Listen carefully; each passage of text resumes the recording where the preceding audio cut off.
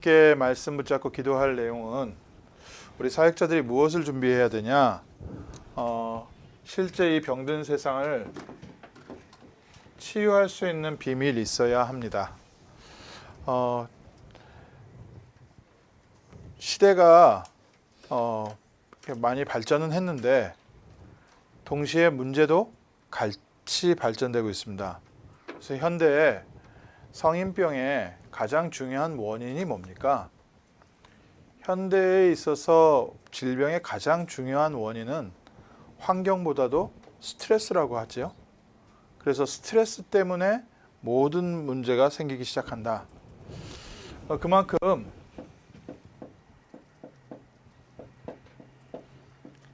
모든 사람들이요 지금 힘들어합니다. 그래서 요즘 치유라는 단어를 어디서 많이 씁니까? 치유라는 단어를 모든 분야에서 쓰고요. 저희 일상 대화 속에서도 치유라는 단어를 굉장히 많이 씁니다. 그걸 쉽게 말하면요, 맛있는 음식 먹으면서 치유된다 이런 표현을 써요. 또 갑자기 이렇게 지나가다가 잘생긴 남자 딱 지나가면 치유된다 이렇게. 우리의 삶 속에 뭔가 스트레스가 굉장히 많다는 거죠. 이런 시대에 살고 있다 보니까 사람들이 전부 다 도움이 필요하고 또 우리가 도와줄 수 있는 내용은 있어야 되는데, 저희가 많은 단어를 치유라는 단어를 쓰지만 사실 치유받아야 된다는 건 알지만 어떻게 치유받는지를 모르고 있습니다. 오늘 말씀 통해서요 조금 저희가 정리했으면 좋겠습니다.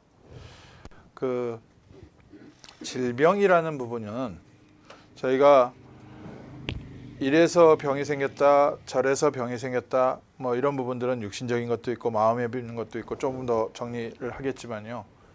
제일 중요한 것은 어떻게 회복되느냐, 이게 중요하고요. 또 질병 속에는 하나님의 중요한 계획이 있습니다. 우리가 문제를 문제로 보지 말아야 될 이유 중에 하나가 문제를 통해서 하나님께서 이루어 가시는 계획이 있는데 중요한 구원의 계획이 이루어져 갑니다. 예수님께서 많은 곳에 가셔서 병든 자를 치유하시면서 전도의 문을 여셨다고 하셨습니다. 마가다락방에 은혜 받은 베드로가 사도행전 3장에 성전 미문 앞에 앉아있는 안진뱅이를 바라보면서 하나님의 계획을 보았습니다. 그리고 그곳에 복음이 선포될 때 이 사람이 치유가 됐는데 그날에 은혜 받은 사람이 또 회개하고 돌아온 사람이 남자만 5,000명이었다. 근데 보십시오. 어디에 앉아 있었습니까? 이 사람이 성전 미문 앞에 앉아 있었다. 나이가 한 40살 정도 됐는데 늘 성전 미문 앞에 앉아 있었다. 그 성전에 여러 가지 문이 있는데 그 문 중에 하나의 별명이 뷰티풀 게이트라는, 이제 아름다운 문이라는 그 앞에 앉아 있었는데, 그러면 예수님의 공생의 3년 동안에 충분히 예수님에 대한 소문을 듣던 사람, 그런데 계속해서 질병 속에 있었던 사람, 하나님이 예비해 놓은 사람이죠. 그래서 저희가 단순히 문제가 왔을 때 문제를 문제로만 볼 것이 아니라 문제 속에 하나님의 어떤 구원 계획이 있는지 이것을 함께 보면서 도와야 저희가 성령 인도를 받습니다. 그래서 문제가 계속 문제로 남아 있어야 되느냐, 문제가 치유돼야 되냐, 이건 하나님의 손에 있죠. 우리가 치유하는 게 아니라 우리는 복음을 증거할 때 치유는 하나님께서 하십니다. 근데 그보다 더 중요한 것은 한 사람을 치유해 가시는 과정 속에 하나님은 그 사람 개인과 그 가족과 그 주변에 중요한 전도의 문을 예비해 놓으시고 인도하고 계시고요. 한 사람이 치유되고 돌아왔을 때 그 사람이 많은 사람들 앞에 증인으로 세워지게 됩니다. 그래서 저희가 한 사람이 영적 문제가 있다, 어떤 문제가 있다 했을 때 이 사람의 문제를 볼 것이 아니라 하나님은 이 사람을 통해서 어떤 영광 받으시려고 하시는지, 저희가 우리 지역을 두고서도요 좀 기도 제목을 미리 결론적으로 붙잡고 있어야 됩니다. 오늘 나눠드린 교재 보시면 일단 저희가 무엇을 치유해야 됩니까? 이 시대에 질병이 뭐가 있습니까? 많은 질병들 있지요. 육신의 질병도 있고요. 또 요즘은 뭐 정신 문제, 특히 이 안에서도요. 마음에 병든 사람들 있고요. 이것이 삶으로 나타나서 중독에 이른 사람도 있고, 또 이게요. 삶 속에 삶을 계속 무너뜨리는 사람도 있습니다. 어떤 질병이냐, 뭐 우울증 이런 부분들이겠지만 결국 계속 반복해서 실패하는 사람도 있습니다. 이런 사람들 치유받아야 됩니다. 반복해서 실패하는 게 일을 잘못해서가 아니라 실패할 수밖에 없는 마음과 생각의 상태가 있습니다. 이게 치유가 안 되면 아무리 이 사람한테 수억을 갖다 줘도 그 사람은요 다 날려먹습니다.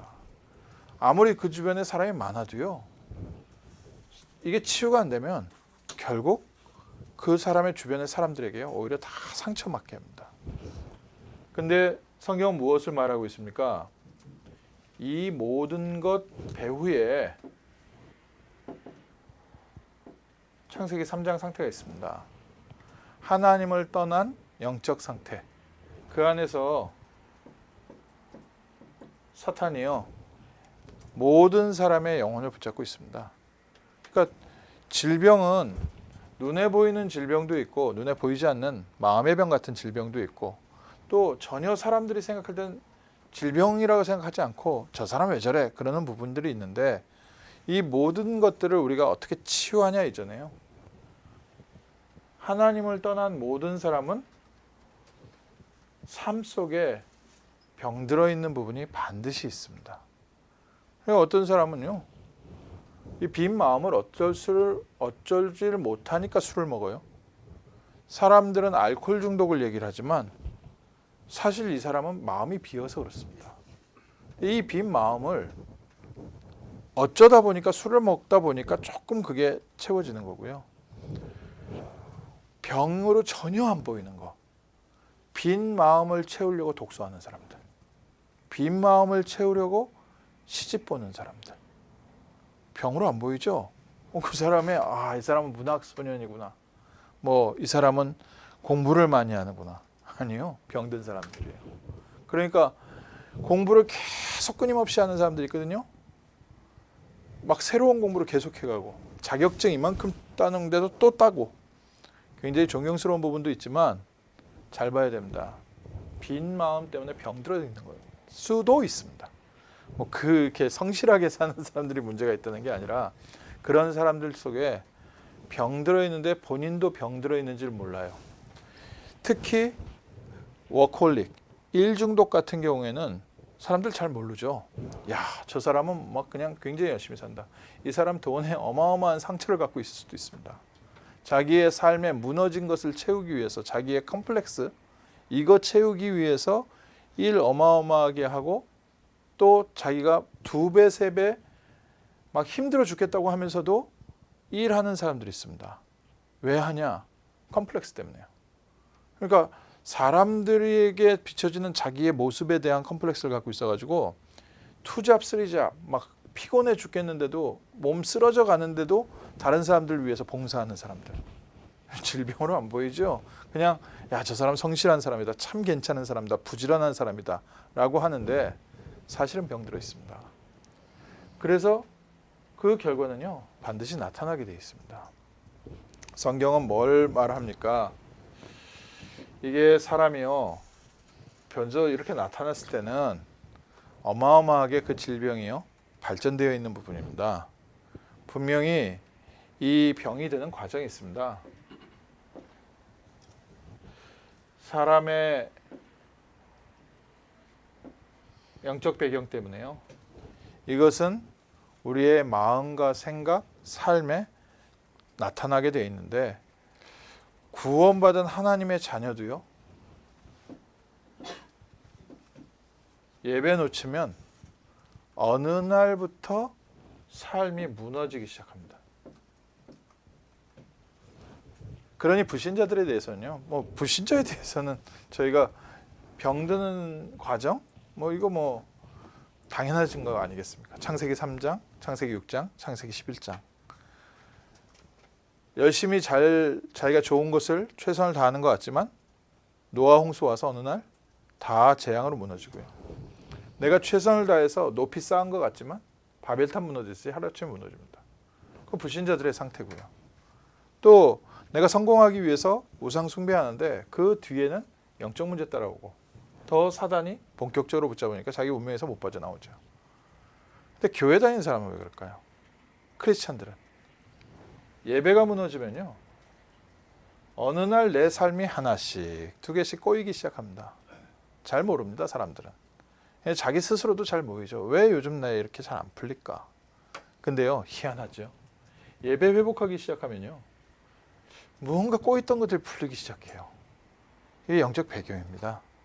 그래서 왜 지금 저렇게 사람이 저렇게 됐나? 일단 이해하면 하나님을 떠나 있는 영적 상태. 무엇을 도와야 되는지 저희가 먼저 이해를 하고 그걸 도와야 됩니다.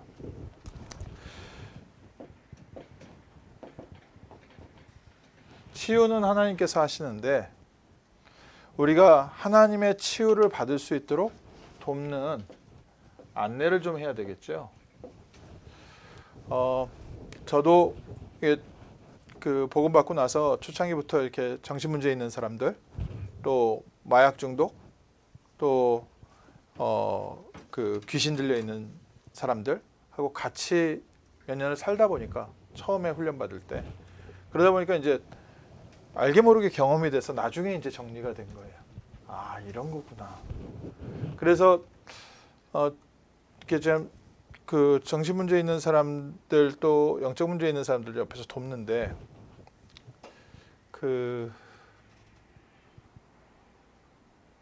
이제 부모 입장에서나 주변 사람의 입장에서 이 사람을 어떻게든지 좀 빨리 고치고 싶으니까 부모님들 같은 경우에는 쉽게 얘기하면은 도움되는 건 다 하고 싶어 하시죠. 그러니까 그 부분이 이 사람을 더 마음을 불안하게 만든다는 건 모르고 굉장히 이제 막 이 방법 저 방법을 쓰려고 많이 노력을 하세요. 저 주변에 가까이 그걸 보다가 너무 안타까워서 이제 그 부모님이 그렇게 하시는 부분도 이해가 되고 또 여러 목사님들을 붙이고 어떻게든지 좋은 사역자들을 붙여서 여기 가서도 메시지 듣게 하고 저기 가서도 뭐 만나게 하고 하는데 너무 안타까운 거죠. 저 안 될 건데 왜 말을 못 하는 거예요. 그래서 하루는 마음을 먹고 조용히 그냥 그 집에 찾아갔습니다. 그래서 제가 경험했던 것을 천천히 말씀드렸어요. 그리고 그 문제를 겪고 있는 분에게 천천히 말씀을 드렸어요. 그랬더니요, 이분이 완전히 영적으로 잡혀있는 상태인데 눈물을 싹 흘리더라고요. 근데 이 아버지가 충격받으신 거예요. 정신문제 온 이후에 한 번도 누군가에 대해서 동정을 하거나 눈물 흘리는 걸 본 적이 없다는 거예요. 근데 왜? 좀 별말 아닌 것 같은데 저거 이렇게 눈물을 흘리나? 그게 좀 충격이 되셔가지고 제가 권하는 대로 하시기 시작했어요. 뭐 했냐? 다른 거 하지 마시고요. 아침 저녁으로 가정 예배 드리세요. 딱 그거 하나 도와드렸습니다.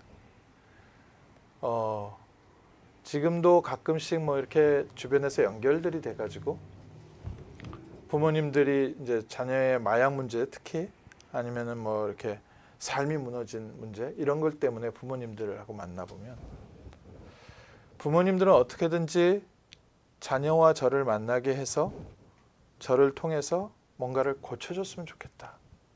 이거를 많이 이제 비치시는 거죠. 또 질병 마약 중독 같은 경우에는 특히 부모님들이 많이 지쳐 있는 상태에서 저를 만나게 되더라고요. 그러니까 이미 많은 것을 해보고 해도 안 되다가 어떻게 이제 뭐 아는 사람하고 연결이 돼서 좀 얘기를 듣고 하는데, 부모님들이 지치다 보니까 쉽게 얘기하면 나는 괜찮으니까 쟤 좀 데리고 가서 어떻게 좀 치유 좀 해달라고. 근데 다 좋은데 제가 같이 살 수 있으면, 그냥 저랑 같이 산다면 어떻게 좀 도와줄 수 있을 부분도 있을 것 같은데 같이 살 수가 없잖아요. 지금까지 또 제 사역하고 이런 부분들 진행된 게 있으니까 결국 가족이 세워져야 되는데, 이제 누군가 그 좋은 명의를 만나서 질병을 치유하는 것처럼 그렇게 이제 치유하기를 원하시는 거죠. 뭐 병에는 육신의 질병도 있고 정신병도 있고 마음의 병도 있고 다 있지만, 제가 좀 말씀드리는 부분이 바로 이제 영적인 부분이거든요. 이 영적인 부분은 약을 먹어서 낫지가 않는 거고요. 또 짧은 방법으로 치유되지가 않는 부분입니다.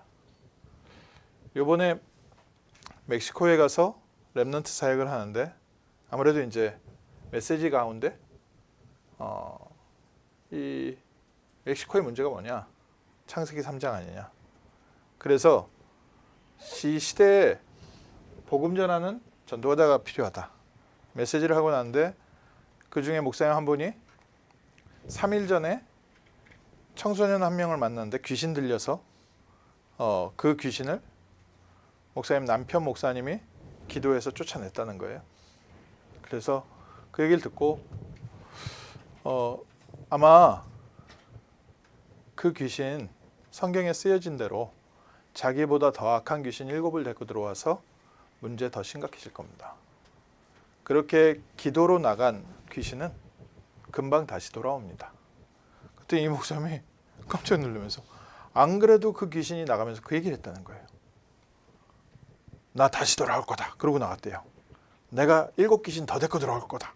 그렇게 얘기했다는 거예요. 그래서 성경에 쓰여져 있는 거 아니냐. 내가 뭐 특별한 얘기를 하는 게 아니라 성경에 분명히 나갔던 귀신이 쉴 곳을 찾지 못하고 나 있던 곳으로 다시 돌아가리라 했더니 왔다 봤더니 비고 소재되어 있어 자기보다 더 악한 귀신 7을 데리고 들어가서 그 사람의 형편이 처음보다 못하니라. 성경에 쓰여져 있는 대로요. 그러면 지금 우리가 치유를 어떤 방법을 통해서 하는 게 아니라 치유는 뭡니까? 하나님의 형상을 회복해가는 과정입니다. 그래서 하나님의 말씀이 내 안에 채워지고 하나님이 우리에게 함께 하시는 임마누엘의 비밀, 내 영혼이 힘을 얻고 내 삶이 회복되어지면서 하나님이 예비하신 응답 가운데로 인도받기 전까지는 사실 치유가 아니죠. 증상이 사라졌다는 것과 영적 상태가 변했다는 것은 조금 다른 얘기입니다. 저희가 자꾸 증상을 없애려고 하거든요. 증상도 없애야 되지만 근본적인 부분, 그래서 치유에는요 가장 중요한 영적 치유부터 해야 됩니다. 영적 치유라는 게 뭡니까? 그리스도 이름으로 하나님의 자녀가 되는 것. 우리의 신분부터 바뀌지 않으면 아무리 좋은 것들이 다 바뀌었다고 하더라도 지옥 배경은 바뀌지 않습니다. 우리가 왜 질병 가운데 있을 때 하나님의 계획을 보느냐? 하나님께서 이 사람의 질병을 통해서 이 가정에 구원을 선포하려는 계획 아니냐? 창세기 3장 저주, 지옥 권세에서 이 사람들을 해방하시려는 거 아니냐? 그래서 문제지만 그렇게 되면 축복이잖아요. 이 가정의 이 문제는 이 가정에 그리스도의 빛이 비치는 하나님의 놀라운 축복입니다. 사역자가 그 마음을 갖고 가야 되는데 사역자가 이 가정 큰일 났네, 이제 다 망하겠네 이러면 벌써 메시지가 그렇게 되잖아요. 그러니 이 사람은 죽겠고 사역자도 너 죽을 거라고 하고 그 어디 가서 답을 찾겠습니까? 저희가요 먼저 정확한 눈부터 있어야 됩니다. 질병과 문제 이전에 이 가정을 향하신 하나님의 계획이 있습니다. 구원의 계획이 있습니다. 사단과 지옥과 저주의 권세에서 해방하시려는 하나님의 계획. 그러니까 이거는 저희가 마음대로 또 자기가 못하죠. 그래서 저희가 복음을 제시해 보는 겁니다. 사람을 억지로 믿게 못해요. 한국에서 훈련 받을 때 대학생 한 명이 이제 좀 뭐랄까 자기 열정이 강한 거죠. 그러니까 길거리 지나가는 그 공원 옆에서 지나가던 초등학생을 이제 복음을 전하기 시작하더라고요. 근데 복음을 전하는데 얘가 잘 이렇게 받아들이는 것 같지 않아요. 근데 이 학생이 막 열정으로 전하는 거예요. 나중에는요, 얘가 초등학생 애가 거의 바닥에 누웠어요. 얘가 이 위에서 복음을 전하잖아. 이 초등학생 그 한국 초등학교 그 백팩 메고 있잖아요. 그러니까 백팩이 뒤에 이렇게 돼가지고 바닥에 누워서 이러고 있는데 거의 울상. 그러니까 얘는 여기서 막 너 안 믿으면 막 뭐 저 당장 저주받을 것처럼 그렇게 얘기하니까 이 초등학생이 그 영접을 한 게 아니라 이 공포스러운 환경에서 빠져나오고 싶어가지고 그래서 억지로 기도하고 가는데 이 애의 가는 표정과 이 복음 전한 대학생의 표정이 너무 다른 거죠.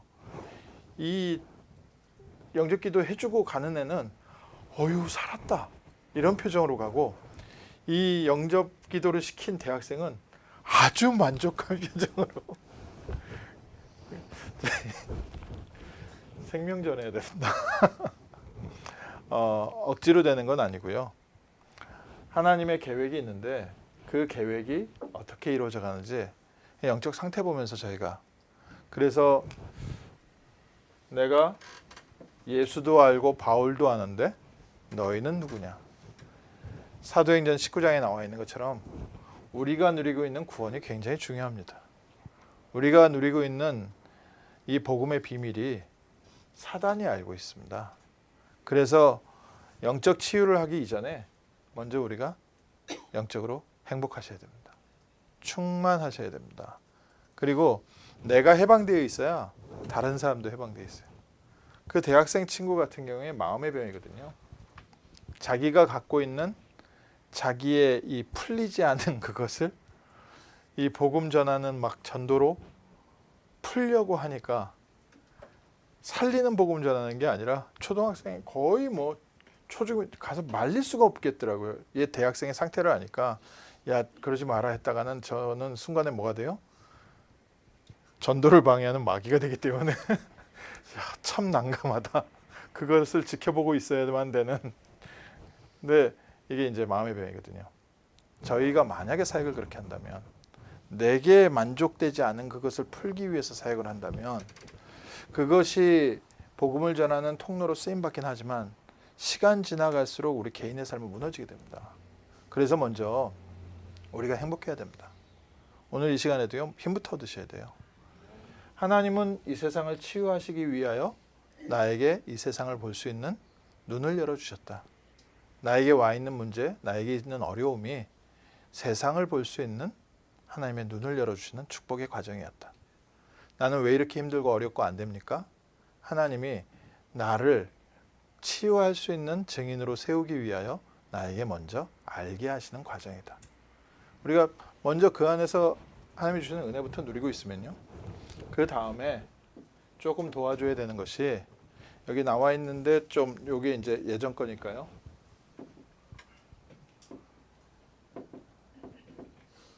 복음 좀 받고 나서는 환경 치유해 줘야 됩니다. 환경 치유라는 게 이제 병원도 이제 세균이 없는 상태 이런 부분도 있지만 제일 중요한 거요. 우상 제거해 줘야 됩니다. 사단의 통로가 있습니다. 계속해서 이 사람에게 영적 문제가 올 수밖에 없는 통로가 있습니다. 눈에 보이는 우상도 있고 눈에 보이지 않는 우상도 있고 눈에 보이는 우상은 실제로 그 집에 가보면요. 불상도 있고 부적도 붙어 있고 거북이 같은 거 그런 거 있고 다 그래요. 거북이 이렇게 있는 집들이 대부분 거북이를 그걸 장식으로 붙여놓은 게 아니라요. 부적으로 붙여놨습니다. 장수의 의미로. 그러니까 그 집들 가면은 코끼리 상 있는 집도 있고 우상들이 많이 있어요. 우상 치유라는 건요. 하나님께서 가나안 땅 들어갈 때 제일 강조한 부분입니다. 가나안 땅 들어가면 뭐 하라고요? 모든 우상 제거해라. 그리고 그 우상 따라가지 마라. 미국에서는 어떻게 해야 돼요? 미국 우상 따라가면 안 됩니다. 미국에 성공이라는 우상이 있고요. 미국에 학문이라는 우상이 있고요. 미국에 특히 나중심의 자유주의 있습니다. 창세기 3장에 그대로 되어 있는데 이게 미국의 문화를 너무 아름답게 포장해놨기 때문에 우상인지도 몰라요. 특히 미국에서 오래 살다 보면 내가 잡혀있는지도 모릅니다.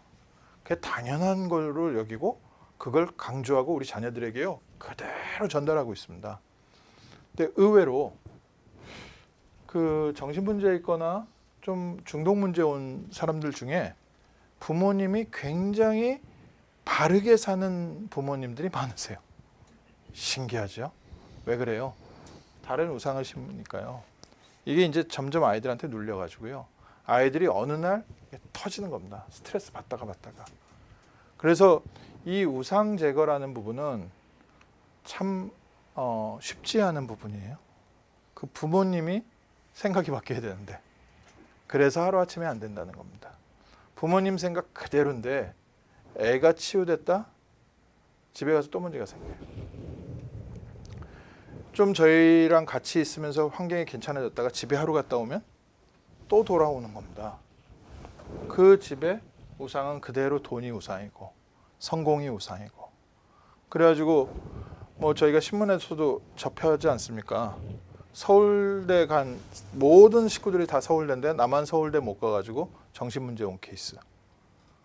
뭐 그렇다고 해서 안 좋은 학교 간 게 아니라 좋은 학교 갔는데도 그 집의 우상이 서울대이기 때문에요. 그래서 그게 치유되지 않으면 계속해서 문제가 생기는데 이게 본인에게도 우상으로 딱 잡혀 있습니다. 문제 온 본인에게도 다른 게 딱 잡혀 있어서 스스로 그거에 무너져 있어요. 눌려 있습니다. 그리고 나는 안 된다. 나는 부족하다. 어느 날 그게 딱 덮치면 아무 판단이 안 되는 거죠.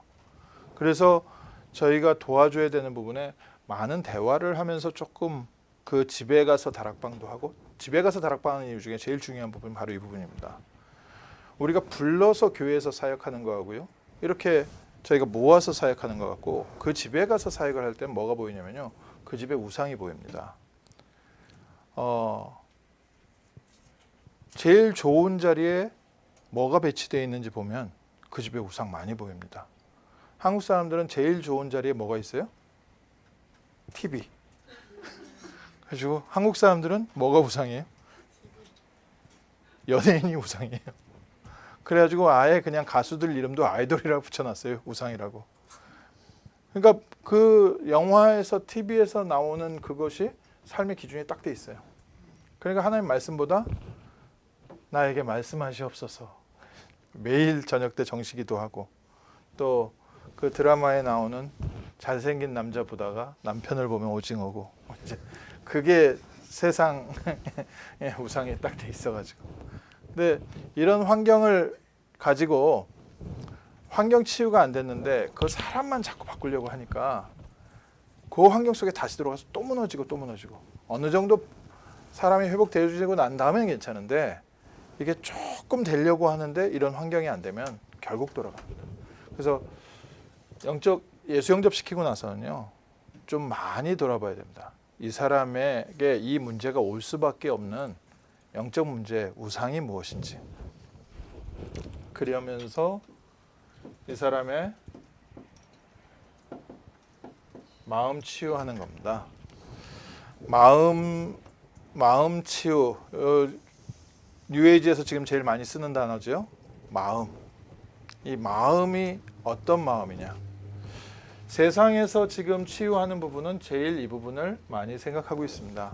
심리학에서도 이 부분을 제일 많이 다루고 있습니다. 근데 우리는 지금 세상 심리학에서 말하는 마음을 가지고 얘기하는 건 아닙니다. 참고는 해야 되지만 그 얘기가 아닙니다. 실제 하나님을 떠난 빈 마음입니다. 이거는 하나님이 함께 하심으로만 채워질 수 있는 마음입니다. 원래 인간은 하나님의 형상대로 창조됐기 때문에 하나님이 함께 있다라는 부분 아니면 채워지지가 않습니다. 부모가 부모의 자리를 해주지 못할 때 자녀에게 빈 마음이 생깁니다. 그 빈 마음이 조금 비슷할 수도 있어요. 그런데 부모가 없더라도 빈 마음이 채워질 수가 있습니다. 그게 하나님이 나와 함께 하신다. 하나님이 나의 아버지가 되신다. 하나님이 나를 사랑하고 계신다. 이게 채워집니다. 부모가 다 모든 것을 다 잘해줘도 빈 마음은 빈 마음입니다. 그래서 사회적으로 쓰는 단어가 뭡니까? 군중 속의 고독. 내 주변에 사람 많은데 인기 좋은데 나 혼자는 비어있고 외로운 겁니다.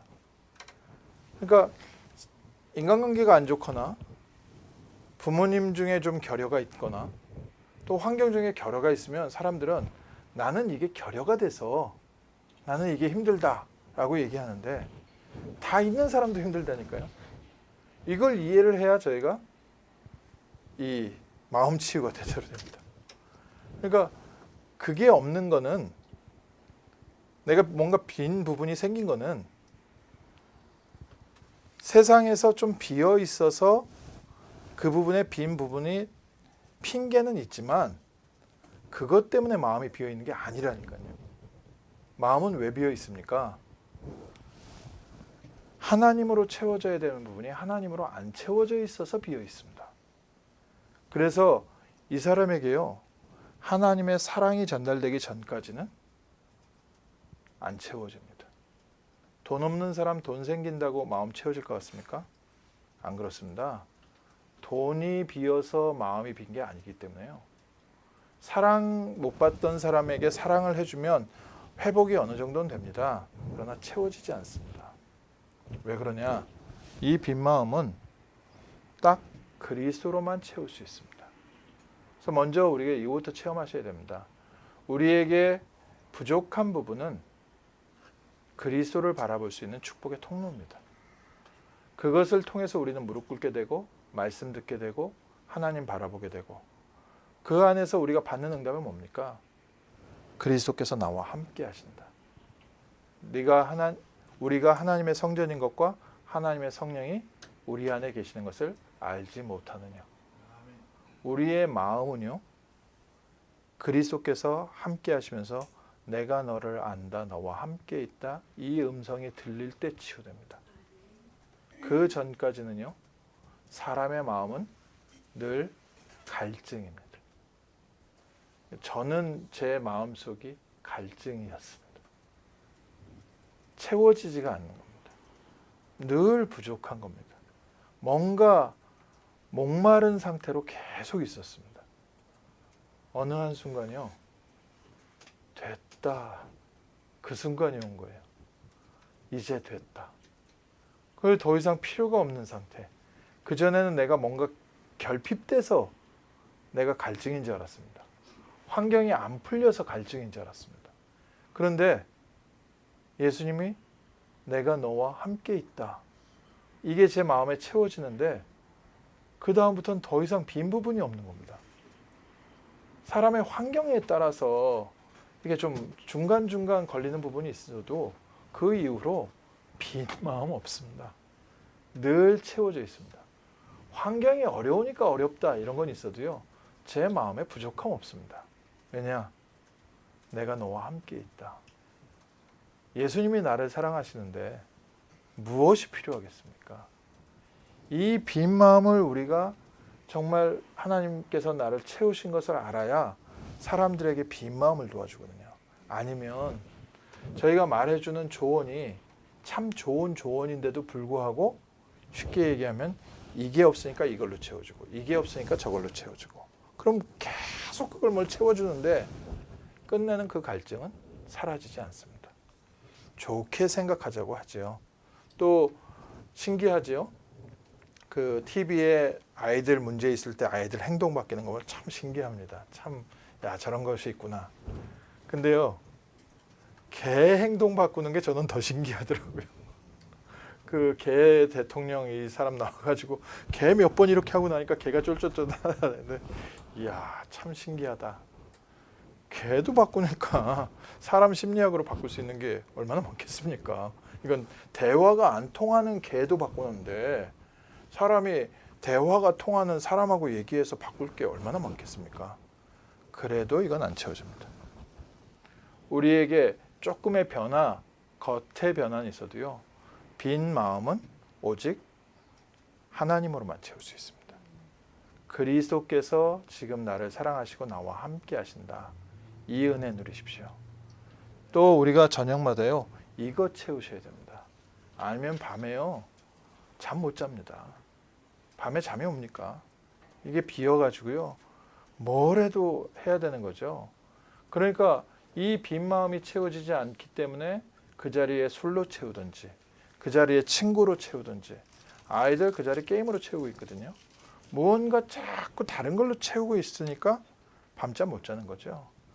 오늘 우리가 그리스도께서 너를 사랑한다. 이거 하나로 체험하셔야 됩니다. 이게 내가 돼야 다른 사람에게요. 정말 마음 치유해 줄 수 있습니다. 세상에서 지금 일반 뉴에이지 단체나 그 상담하는 단체나 이런 데서는 뭐라고 하냐? 마음을 다스리게 만들죠. 좀 뭐랄까? 마음에 힘을 줘서 이런 것을 좋게 받아들이게 그 훈련시킵니다. 필요하죠. 저희가 모든 것을 뭐 있는 모습 그대로 다 받아들였다가는 암 걸려 죽지 않습니까? 그러니까 당연히 이렇게 소화할 수 있는 부분들의 마음의 힘은 키워줘야 되지만 그걸로는 치유 안 되는 부분이라니까요. 근본적인 거 보셔야 됩니다. 구원받은 하나님의 자녀인데 아직까지 마음은 비어 있는 겁니다. 영적 상태는 변했는데 아직 하나님의 사랑이 내게 안 채워진 상태입니다. 복음이 깨달아졌다 이 부분인데 복음이 뭡니까? 하나님이 나를 조건 없이 찾아오셔서 사랑하셔서 나와 함께 하시는 것. 그래서 미국에 이거 너무 필요합니다. TV 프로나 이런 데서 보면요. 전부 다 이 얘기입니다. 빈 마음에서 무언가를 하고 있는 겁니다. 빈 마음에 맛있는 음식 먹으니까 일단 기분 좋잖아요. 그래서 채워지고 그럼 뭐 잘생긴 사람 보니까 그 빈 마음에 힐링되고 빈 마음에 좋은 환경에서 좀 시원한 바람 불면 마음 좀 채워지는 것 같고 그런데 그게 얼마 안 있어서 또 갈증이 생기고 또 갈증이 생기고 딱 임마누엘로만 채워지는 게 우리의 마음입니다. 그래서 오늘 밤에라도요 한 번 더 하나님 앞에 기도하십시오. 하나님 나의 빈 마음 그리스도께서 주인 되어 주옵소서. 나의 빈 마음 그리스도께서 채우셨다는 것을 내게 확인시켜 주옵소서. 하나님의 무한하신 사랑 아니면 하나님의 조건 없는 사랑 아니면 채워지지 않는 부분이 있습니다. 이거를 자꾸 다른 방법으로 채우려고 노력을 하다 보니까 계속 채우는 것 같은데 파스칼이 얘기하는 것은 한 것처럼 사람에게는 빈 마음이 있는데 이건 하나님으로만 채워야 되는데 이걸 다른 것으로 채우려는 것은 목마른 사람이 바닷물을 마시는 것 같다. 그러니까 계속해서 더 갈급해지는 거죠. 마음이 치유되면요. 생각 치유 필요합니다. 어떤 생각이 우리가 치유가 필요합니까?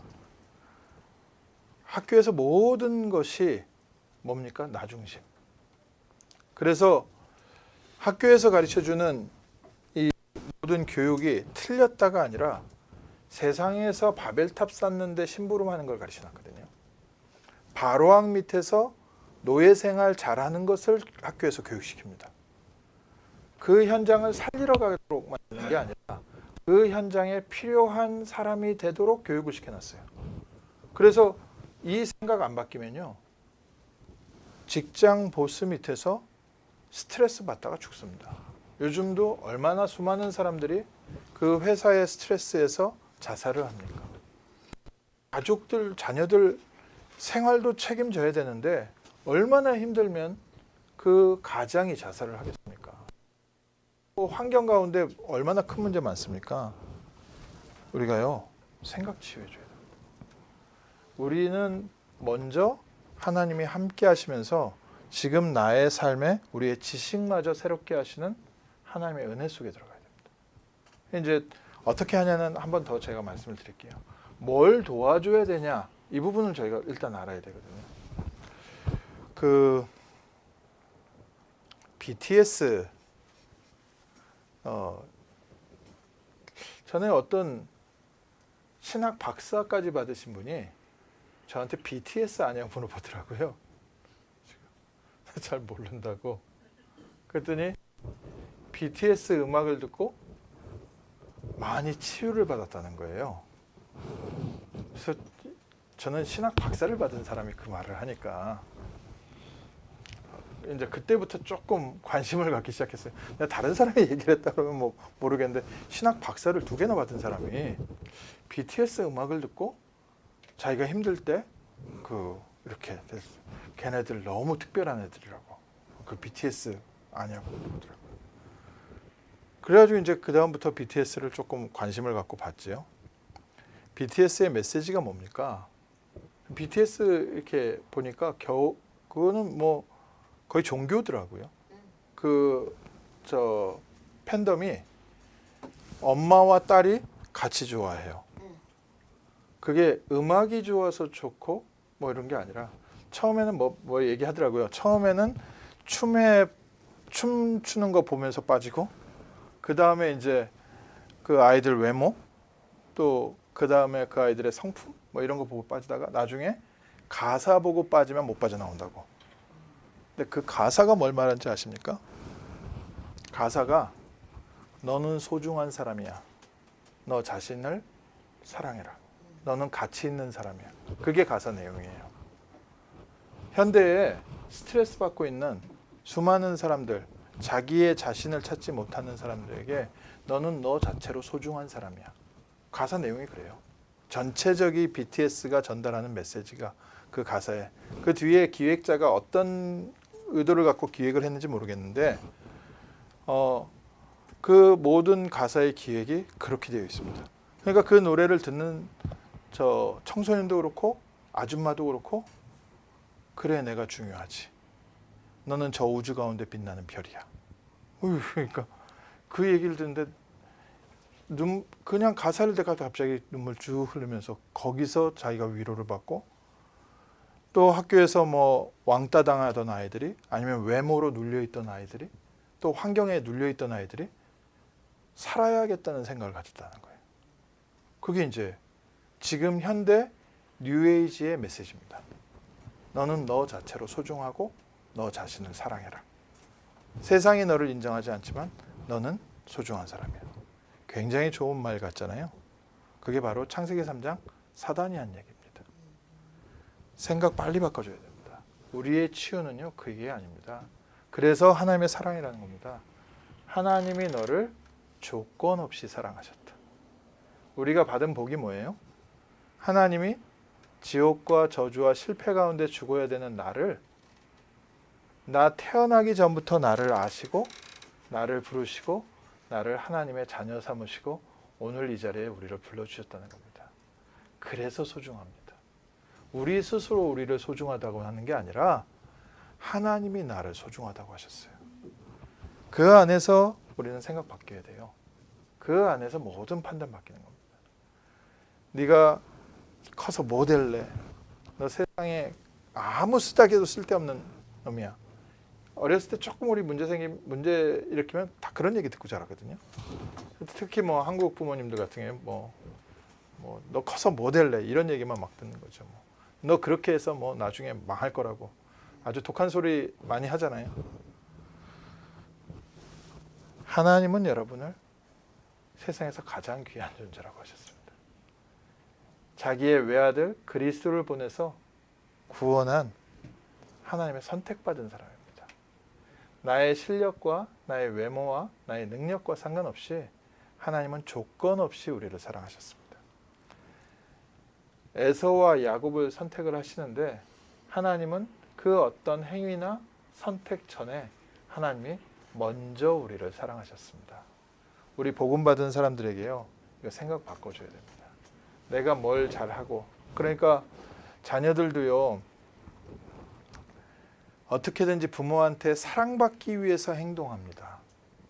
특히 뒤에 동생 생기고 나면 이 동생 생긴 것 때문에 부모의 사랑을 내가 어떻게든지 인정받기 위해서 동생한테 잘해주는 애들이 있는가 하면 동생이 자기 부모의 사랑을 뺏어갔다고 해서 동생을 패는 애들이 있고, 둘 다 똑같은 거 아닙니까?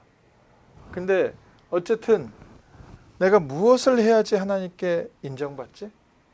아니요. 처음부터 하나님은 무조건적으로 우리를 선택하셨습니다. 지금도 마찬가지입니다. 하나님께서 우리를 특별히 사랑하시고 특별히 내가 뭘 잘하고, 아니요. 하나님께서는 조건 없이 우리를 구원하셨습니다. 그래서 하나님께서 왜 욥을 쓰시고 왜 아브라함을 쓰시고 이유가 없어요. 그냥 하나님의 계획을 이루어 가시는 가운데 이 사람은 이렇게 쓰임받고 저 사람은 저렇게 쓰임받고 하나님의 뜻을 이루어 가시는데, 그 모든 사람을 그리스도의 피값으로 사셨습니다. 우리 생각 빨리 바뀌어야 됩니다. 이게 안 그러면요, 우리 후대들이요 정말 뉴에이지 메시지 그거 듣고 위로받는다니까요. 시나 노래의 가사에 담겨져 있는 그 말이요, 하나님 말씀보다 더 가슴에 와닿는 겁니다. 하나님이 세상을 이처럼 사랑하사 독생자를 주셨으니 누구든지 저를 믿는 자마다 멸망치 않고 영생을 얻게 하려 하심이라. 이 말이 안 와닿는 거예요. 못 알아듣게 딱 사단이요 영적으로 막아놨습니다. 이거 좋아줘야 됩니다. 그리고 그 이후에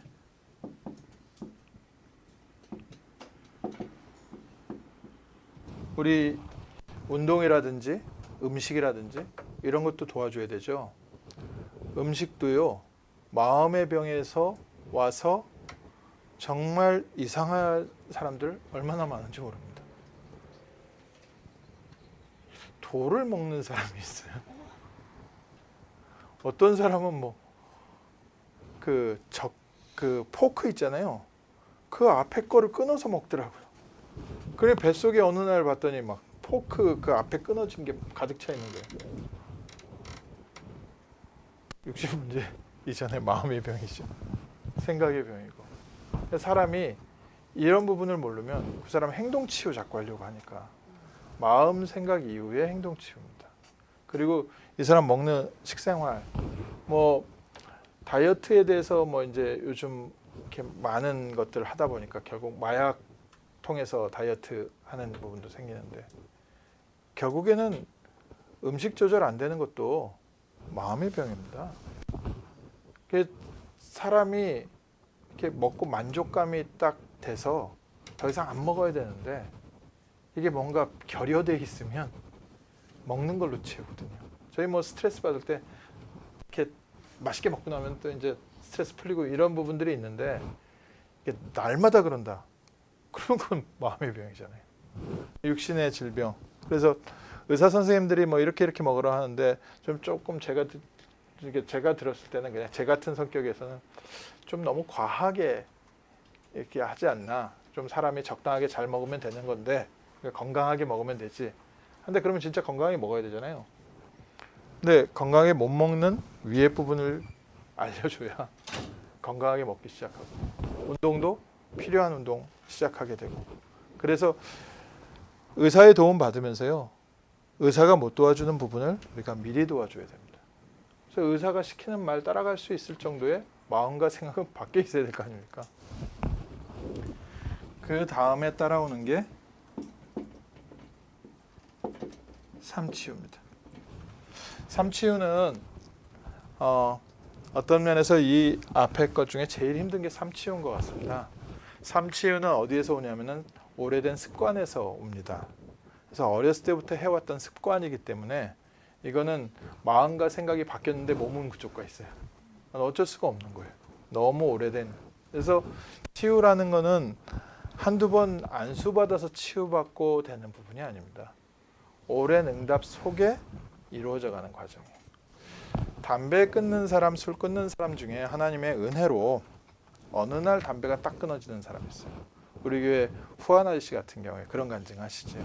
담배를 두고서 자기가 기도를 했는데 딱 다음 날부터 담배 그 연기만 딱 들어오면 목이 막혀가지고 캑캑거려가지고 그날로 담배 딱 끊었다고. 하나님께서 특별한 경우에 이런 응답을 주시기도 하는데, 그게 그날 하루아침에 된 건 아니고요. 하나님의 은혜 가운데로 오다가 어느 날 기도가 하나님께 통했을 때 그 다음에 오는 거죠. 그럼 앞에 거 무시하고 난 기도해서 하루아침에 담배 끊었습니까? 되나요? 그거 안 되지요. 뭔가 채워져 있는 상태에서 치유가 되고 또 그러다가도 다시 시작할 수도 있습니다. 그날 이후로 딱 끊어졌다고 얘기하는데 비어있는 상태에서는 자기보다 더 악한 귀신이 반드시 데리고 들어옵니다. 그래서 지속적인 응답과 치유가 필요합니다. 어느 정도까지 치유돼야 됩니까? 인생에요. 삶의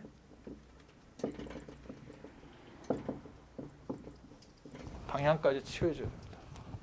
인생의 목표 안 바뀌면요. 결국 죽서서 개줍니다. 기껏 치유했는데 다시 가서 바벨탑 쌓는데 심부름하고 있습니다. 결국 이 사람의 삶은 바뀌었는데 바로왕 밑에서 노예 생활하는데 열심히 하고 있습니다. 렘넌트들 중에 성적 좋은데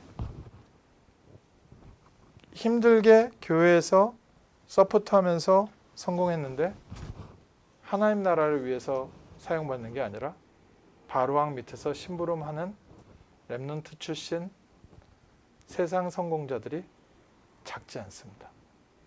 왜 그러냐? 방향 치유를 안 해줬어요.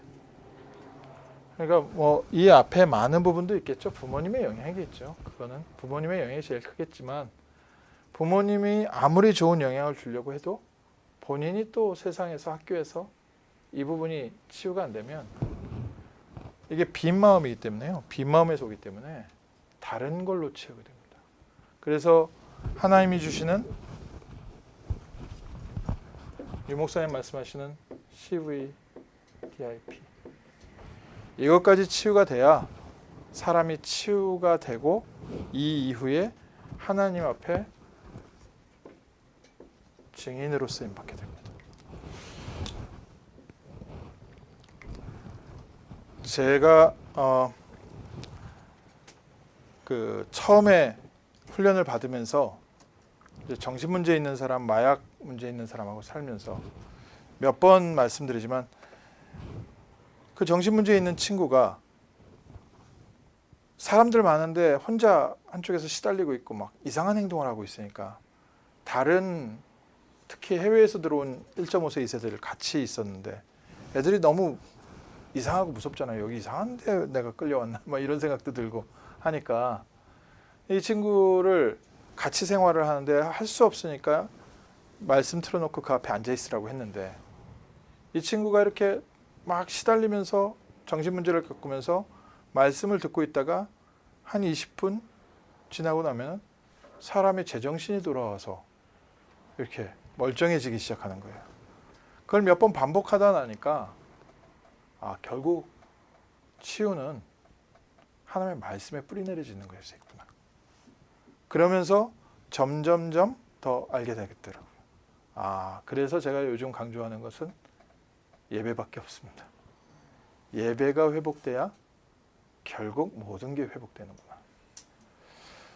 그 치유돼서 본인의 치유 경험으로 치유 사역을 하시는 사역자의 메시지를 들어봤는데 메시지를 들으면서 이분 통해서는 치유는 안 되겠다. 감히 제가 왜 그런 부분이 되냐면 이분은 본인이 경험했던 영적 문제가 있으니까 사람들의 영적 상태에 대해서는 잘 알아요. 그러니까 이 사람이 어느 정도 지금 영적 상태가 심각한지 어떤 건지 그거에 대한 얘기는 많이 풍성하게 해요. 근데 본인이 어떻게 회복됐는지를 본인이 몰라요. 그러다 보니까 영적 상태에 대해서는 얘기해서 막 많이 하니까 부모님들이 듣기에는 우리 자녀의 딱 그 문제에 딱 포인트를 찍어줬잖아요. 그럼 지금부터 어떻게 해야 되는데 거기에 답이 없는 거죠. 지금부터 어떻게 해야 됩니까? 주일 예배 잘 드리고 아침 저녁으로 예배 드리면 됩니다. 이스라엘 백성이 가나안 땅에서 나올 때 하나님께서 뭐 명령하셨습니까? 아침 저녁으로 피제서 드리라. 그리고 안식일에 일하지 말고 피제사 드려라. 하나님께서 이스라엘 백성을 바로 왕에게서 해방하시고 명령하신 게 그밖에 없어요. 우상 숭배, 우상 하는 거 버리고 안식일 예배 드리고 아침 저녁으로 피제사 드리고 그리고 절기 1년에 3번 다 같이 모여서 예배 드리고 결국 하나님의 방법은 예배밖에 없습니다. 그래서 저희가 치유가 뭐 특별한 게 있고 특별한 사람이 가서 기도해 주면 치유되고 이런 거는 중간의 과정이지요. 결국 그 사람의 깊은 모든 것은 예배 안에 있습니다. 베드로가 안전뱅이를 이렇게 세웠는데 그 사람이 계속 제자가 될 것이냐 아니면 다시 과거로 돌아갈 것이냐 뭐에 있습니까? 지속적인 예배에 있습니다. 그래서 저희가 그냥 예배 속에 이 영적 분위기 속에 있으면 됩니다. 그래서 주일날은 하루 종일 힘 얻으셔야 됩니다. 주일날 내가 염려했던 것이 생각 안 날 만큼 그냥 예배 속에 계셔야 됩니다.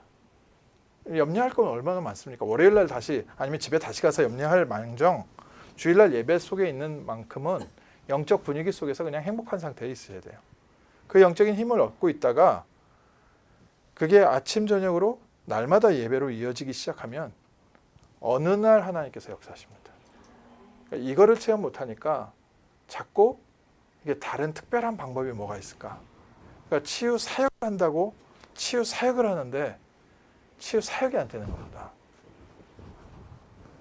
하나님께서 치유해 가신 방법들. 그래서 오늘 성경 구절 한 군데 더 보시죠. 이사야 61장 1절에서 3절 보시겠습니다.